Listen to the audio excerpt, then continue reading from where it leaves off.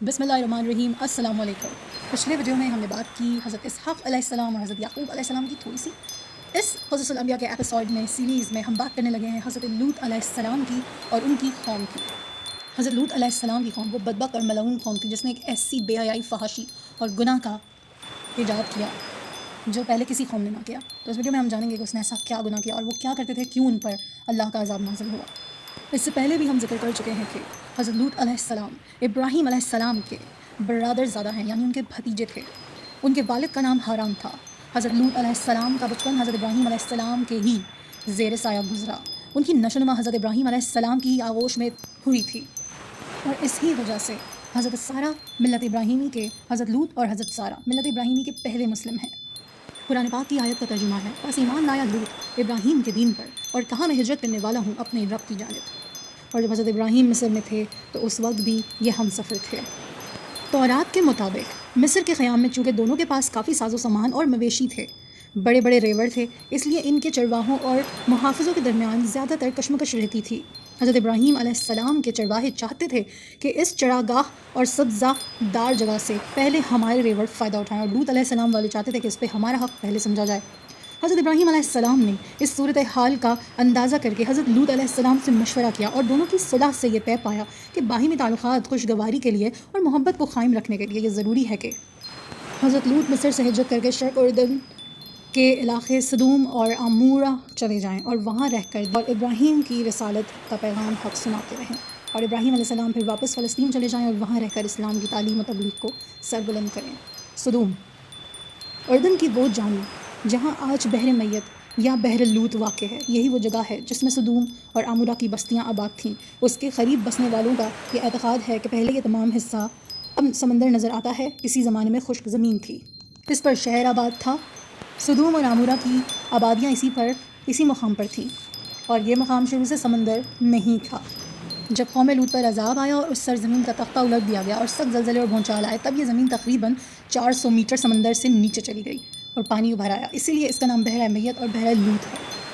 قوم لوط علیہ السلام نے جب صدوم میں آ کر قیام کیا تو دیکھا کہ یہاں کے باشندے فحاشی اور گناہوں میں اس قدر مبتلا ہیں کہ دنیا کی کوئی برائی ایسی نہیں تھی جو ان میں موجود نہ ہو، اور کوئی خوبی ایسی نہیں تھی جو ان میں پائی جاتی ہو، اور سب سے زیادہ بدترین قوم ہونے کے ساتھ ساتھ اس کے علاوہ یہ قوم خبیث عمل میں ملوث تھی. وہ اپنی نفسانی خواہشات کو پورا کرنے کے لیے عورتوں کے بجائے مرد لڑکوں سے تعلق رکھتے تھے. دنیا کی تمام قوموں میں اس وقت تک اس عمل کا کوئی رواج نہ تھا. یہی وہ بدبخت قوم ہے جس نے اس ناپاک عمل کی ایجاد کی. اس عمل کا نام لواطت مشہور ہے. اور اس سے بھی زیادہ گمراہی، شرارت اور خباثت کی بات اور بے حیائی کی بات یہ تھی کہ وہ اپنے اس عمل کو عیب اور گناہ سمجھتے ہی نہیں تھے، بلکہ علل اعلان فخر کے ساتھ اس کو کرتے تھے. استغفر اللہ. سورہ اعراف کی آیت کا ترجمہ: اور یاد کرو لوط کا واقعہ جب اس نے اپنی قوم سے کہا کیا تم ایسے فحش کام میں مشغول ہو جس کو دنیا میں تم سے پہلے کسی نے نہیں کیا، یہ کہ بلا شبہ تم عورتوں کے بجائے اپنی شہوت کو مردوں سے پورا کرتے ہو، یقیناً تم حد سے گزرنے والے ہو.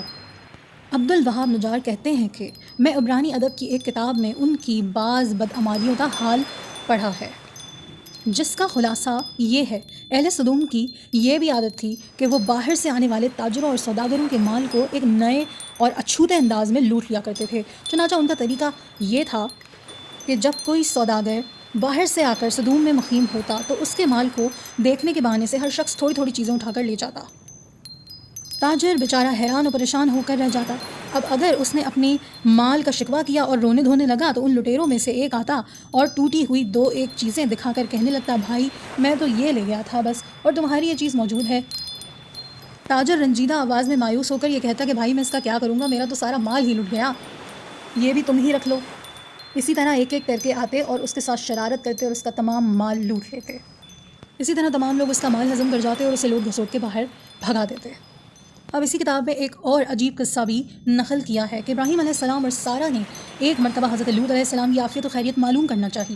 اپنے خانہ زار الیرس مشکی کو صدوم بھیجا. یہ جب بستی کے قریب پہنچا تو اجنبی سمجھ کر ایک صدومی نے ان کے سر پر پتھر کھینچ مارا. الیرس کے سر سے خون جاری ہو گیا. تب آگے بڑھ کر صدومی کہنے لگا کہ میرے پتھر مارنے کی وجہ سے تیرا سر سرخ ہے، لہٰذا مجھے اس کا معاوضہ ادا کر. اور اس مطالبے کے لیے کھینچتا ہوا صدومی ان کو عدالت میں لے گیا. عجیب معاملہ ہے۔ حاکم صدوم نے مدعی کا بیان سن کر کہا کہ بے شک الیرس کو صدومی نے پتھر مارنے کی اجرت تو دینی ہی چاہیے، کیونکہ بھائی صدومی نے پتھر مارا تو الیرس کا سر پھٹایا، تو لہٰذا آپ اس کو اجرت دیں۔ الیرس یہ سن کر اتنے غصے میں آ گیا کہ یا اللہ یہ کیا ماجرا ہے، سر بھی میرا پھٹائے اجرت بھی میں دوں، عجیب کیسی قوم ہے۔ الیرز نے غصے میں پتھر اٹھا کر حاکم کے سر پر، یعنی جو جج تھا عدالت کا، اس کے سر پر دے مارا، کہنے لگا کہ میرے پتھر مارنے کی جو بھی اجرت ہو وہ اس صدومی کو دے دینا، اور کہہ کر بھاگ گیا۔ حضرت لوط علیہ السلام اور تبلیغ حق۔ ان حالات میں حضرت لوط علیہ السلام نے ان کو ان کی بے حیائیوں، خباثتوں پر ملامت کی اور شرافت و طہارت کی زندگی کی رغبت دلائی، اور حسن خطابت، نرمی کے ساتھ جو ممکن طریقے تھے سمجھانے کے ان کو سمجھایا۔ ان کی نصیحت اور سمجھانے کا اس قوم پر کوئی فائدہ نہیں ہوا، بلکہ الٹا وہ حضرت لوط علیہ السلام کا مذاق اڑانے لگے۔ لوط کی قوم کا جواب اس کے سوائے کچھ نہ تھا کہ کہنے لگے لوط اور اس کے خاندان کو اپنے شہر سے نکال دو، یہ بے شک بہت ہی پاک لوگ ہیں۔ یہ لوط علیہ السلام کو طنز کر کے شرمندہ کرنے کا طریقہ تھا ان کی قوم کی طرف سے۔ کہنے لگے بے شک یہ پاک لوگ ہیں۔ قوم لوط کا یہ مزاحیہ فقرہ تھا، گویا حضرت لوط علیہ السلام اور ان کے خاندان پر طنز کرتے اور ان کا ٹھٹا اڑاتے تھے۔ یہ بڑے پاک باز ہیں، ان کا ہماری بستی میں کیا کام؟ غضب میں آ کر کہتے تھے کہ اگر ہم ناپاک اور بے حیا ہیں اور وہ بڑے پاک باز ہیں تو ان کا ہماری بستی سے کیا واسطہ، ان کو یہاں سے نکالو۔ حضرت لوط علیہ السلام نے پھر ایک مرتبہ بھری محفل میں ان کو نصیحت کی اور فرمایا تم کو اتنا بھی احساس نہیں رہا کہ یہ سمجھ سکو کہ مردوں کے ساتھ بے حیائی کا تعلق لوٹ مار اور اسی قسم کی بد اخلاقیاں بہت برے اعمال ہیں۔ تم یہ سب کچھ کرتے ہو اور بھری محفلوں اور مجلسوں میں کرتے ہو، اور شرمندہ ہونے کے بجائے بعد میں ان کا ذکر اس طرح سناتے ہو گویا کوئی کارنامہ انجام دیا ہو۔ سورہ عنکبوت آیت نمبر 3۔ کیا تم ہی وہ نہیں ہو کہ تم مردوں سے بدعملی کرتے، لوگوں کی راہ مارتے اور اپنی مجلسوں میں اور اہل عیال کے روبرو فواحش کرتے؟ قوم نے اس نصیحت کو سنا تو غصے سے تلملا اٹھی اور کہنے لگی لوط بس یہ نصیحتیں عبرتیں ختم کر، اور اگر ہمارے ان اعمال سے تیرا خدا ناراض ہے تو وہ عذاب لا کر دکھا جس کا ذکر کر کر کے بار بار تو ہم کو ڈراتا ہے، اور اگر واقعی اپنے قول میں سچا ہے تو ہمارا تیرا فیصلہ اب ہو جانا چاہیے۔ یہاں قوم لوط علیہ السلام کی بات کو سننے کو تیار ہی نہیں تھی، کیونکہ وہ اپنے عمل پہ شرمندہ ہی نہیں ہوتے تھے اور اسے فخر سے بتاتے تھے۔ تو لوط علیہ السلام جب انہیں نصیحت کرتے تھے تو وہ ان کا مذاق اڑاتے تھے کہ وہ تو بڑے پاک باز ہیں نا، تو اس بستی میں کر کیا رہے ہیں۔ انہیں دھمکاتے تھے کہ انہیں سنسار کریں گے اور پتہ نہیں کیا کیا کریں گے، نعوذ باللہ۔ اب یہاں پر یہ ہو رہا تھا، اور دوسری طرف ابراہیم علیہ السلام کے ساتھ ایک واقعہ پیش آیا۔ جنگل میں سیر کر رہے تھے، انہوں نے دیکھا 3 اشخاص سامنے کھڑے ہیں۔ حضرت ابراہیم علیہ السلام نہایت مہمان نواز تھے اور ہمیشہ ان کا دسترخوان مہمانوں کے لیے وسیع تھا، اس لیے ان تینوں کو دیکھ کے وہ بے حد مسرور ہوئے اور ان کو اپنے گھر لے گئے اور بچڑا ذبح کر کے تکے بھون کر مہمانوں کے سامنے رکھے، مگر انہوں نے کھانے سے انکار کیا۔ اب یہ دیکھ کر ابراہیم علیہ السلام پریشان ہوئے کہ حسب معمول دشمن گھر کے کھانے کو ہاتھ نہیں لگاتے، تو کیا یہ میرے دشمن ہے یا کون ہے یہ؟ مہمانوں نے جب ابراہیم علیہ السلام کا اضطراب دیکھا تو ان سے ہنس کے کہا کہ آپ گھبرائیں نہیں، ہم آپ کے دشمن نہیں، اللہ کے فرشتے ہیں اور قوم لوط کی تباہی کے لیے بھیجے گئے ہیں، اس لیے صدوم جا رہے ہیں۔ جب حضرت ابراہیم علیہ السلام کو اطمینان ہو گیا کہ یہ دشمن نہیں اللہ کے فرشتے ہیں، تو اب ان کی شفقت اور محبت غالب آ گئی۔ انہوں نے قوم لوط کی جانب سے جھگڑنا شروع کر دیا اور فرمانے لگے کہ تم اس قوم کو کیسے برباد کرنے جا رہے ہو جس میں لوط جیسا اللہ کا برگزیدہ نبی موجود ہے، اور وہ میرا برادر زادہ بھی ہے اور ملت حنیف کا پیرو بھی۔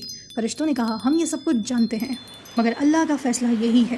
قوم لوط اپنی سرکشی، بدعملی، بے حیائی اور فحاشی میں بہت آگے بڑھ چکی ہے، اور اب اس کا ہلاک ہونا یقینی ہے، اور لوط اور اس کے خاندان پر عذاب نہیں ہوگا، وہ محفوظ رہیں گے، البتہ اس کی بیوی وہ ہلاک ہو جائے گی۔ اب قوم لوط پر حضرت لوط علیہ السلام کی نصیحتوں کا کوئی اثر نہ ہوا اور وہ اپنی بد اخلاقیوں میں اسی طرح لگے رہے۔ انہیں غیرت دلائی گئی، بات سمجھائی گئی، لیکن انہیں سمجھ میں نہیں آیا۔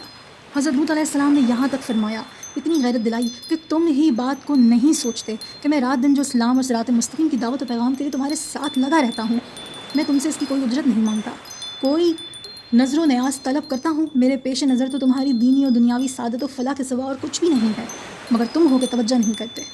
قوم لوط کے دل سنگ دل، ان پر کوئی اثر نہیں ہوتا تھا، اور وہ انہیں حضرت لوط علیہ السلام کو سنساری کی دھمکیاں دیتے تھے۔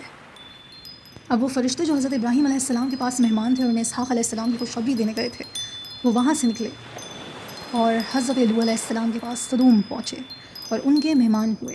یہ اپنی صورت اور شکل میں بڑے خوبصورت اور حسین کم عمر نوجوان لڑکوں کی صورت اختیار کر کے آئے تھے۔